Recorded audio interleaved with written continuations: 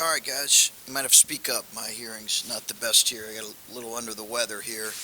But obviously, this week, two games. Begin with Northwestern.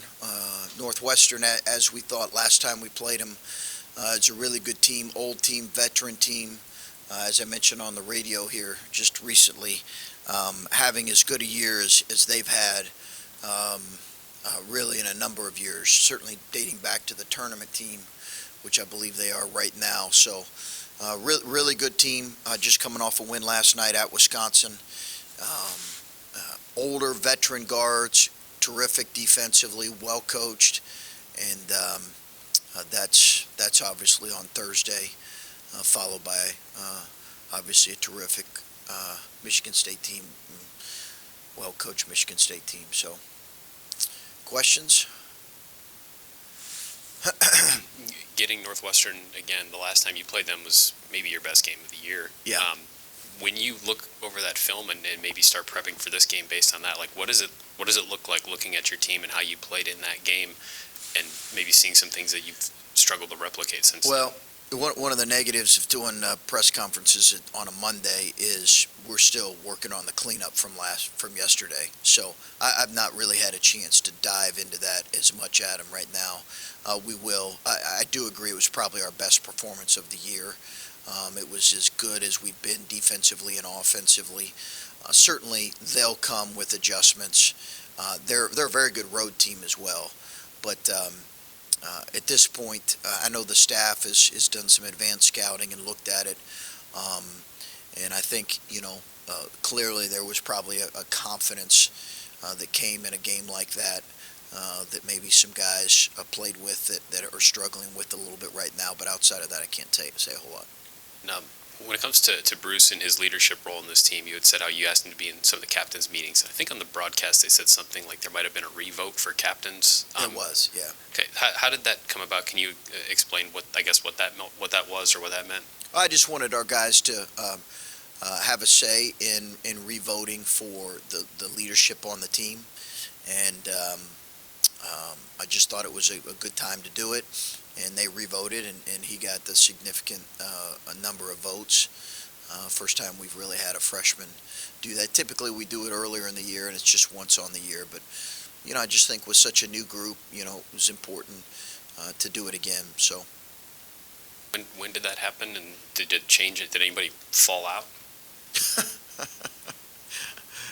I would certainly not share that publicly, but I don't mind you asking.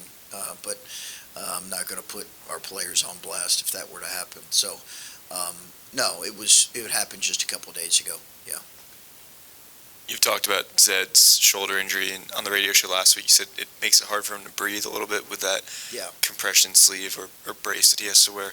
How much does that affect his extension and rebounding with that shoulder? I've not asked him that. He's just mentioned it hurts his breathing, and it probably hurts his finishing to some degree, just because you can't extend in it as much. But I don't really know that there's another alternative right now, because if he gets hit there, it protects him from having a significant injury that might require surgery. So I don't know there's a better solution to it. And then you mentioned Gene coming off the bench a little bit more in the rotation because of his rebounding ability. How much do you think that's helped in turning this defensive rebounding around a little bit the last few games? I don't know that I don't know that we've faced a team that is a tremendous offensive rebounding team in our last two games. So I think that's going to get more tested once we play against some of the better offensive rebounding teams. But I do think he should be able to, because he does a good job pursuing the ball, and he does have really good length. Chris, you said you think it's the best Northwestern team since last time they were in the tournament.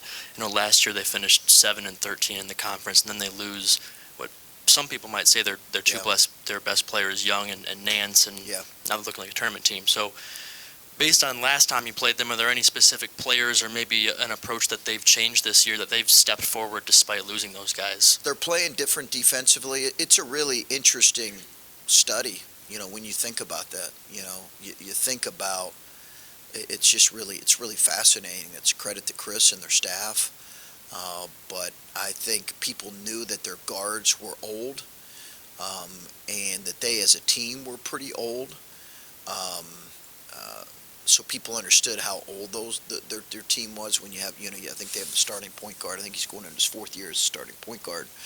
Um, so people knew that but they had a 7-footer that didn't play a whole lot, that's played a really important role, kind of support role, but a really good player.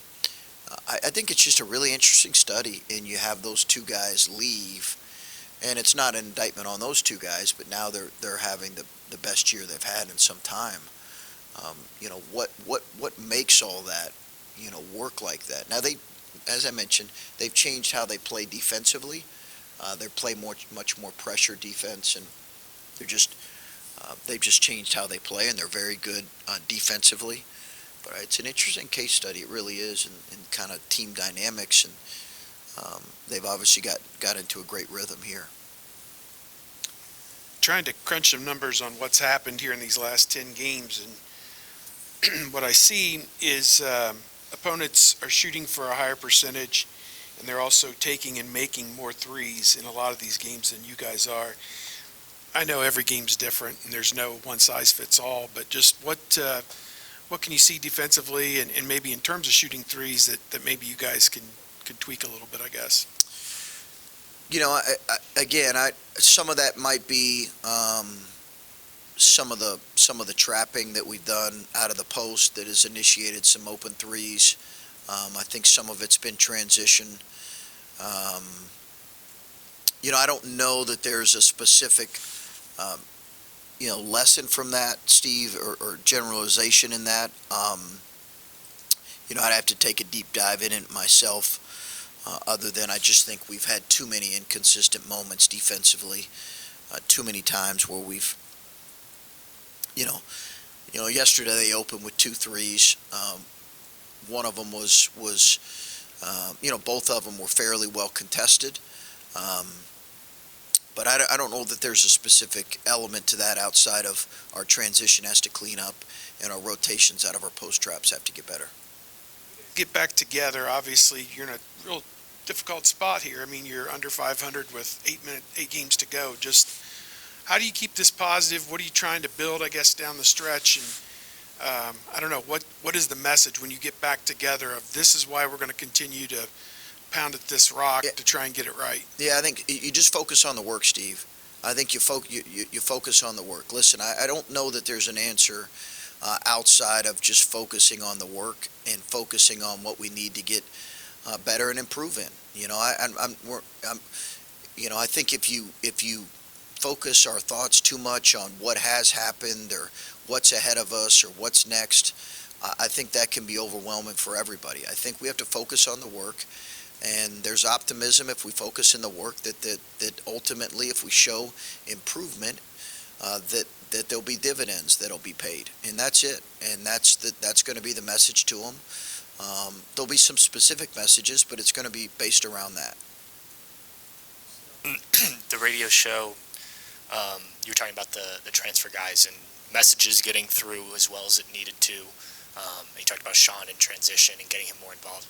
I think most people look at it and you bring guys in the summer and you work with them and you have about preseason and then guys should get it. But it sounds like you're saying, especially with transfer guys, it's more complicated than that. Can you just explain a little bit maybe the difficulties that people don't see in that aspect? I mean, I think they've gotten, for the most part, I think in large part the message we've won. I just think there's some specific areas relative to each player that we've challenge them with that I think they have to continue to grow in, and that's when it came up with Sean, I think we've got to figure out ways to get him more involved, and he has to figure out a way to get a few more open looks. You've talked about Tanner and how the rotation shrinks at this point in the season. I'm just curious, when you had initial conversations with him, and I know you've said it's going to be a 2-year process, did it come up that he could be in this kind of role? Has that been because of other guys stepping up, the way he's played? I mean, could you just get in a little bit of what has gone on with him to the point where he doesn't even play yesterday? No, I think it's, as I mentioned in the radio show, I think it's, your rotation is somewhat limited right now. We just can't play typically 10 or 11 guys. We feel like we've needed some help in terms of our length and our defense and our rebounding, and I think that's where Gene is we've decided to give Gene a shot there. Chris, wondering if you can point to anything specific with before the Iowa win, all those losses were close. I mean, Maryland, you had a shot to make it a single possession game down late, but afterwards, a couple tough road games, I know, but scores have started to get out of hand. I was wondering if there's any one or two specific things you can point to as to what has flipped that for you guys. I wouldn't say the score yesterday was out of hand. I think if you're talking about Illinois and Indiana, and then the start of the Wisconsin game, I don't know there's any one thing I could point to, Timmy. I think it's perhaps there's some frustration there. I don't know if there's any one specific thing I could point to, but I think yesterday's game was kind of what some of those other games had been before that stretch, where it's a 2 or maybe a 3 possession game for the bulk of the game. Are you going into practice with, is it more about just overall performance? You mentioned just do the work, focus on getting better.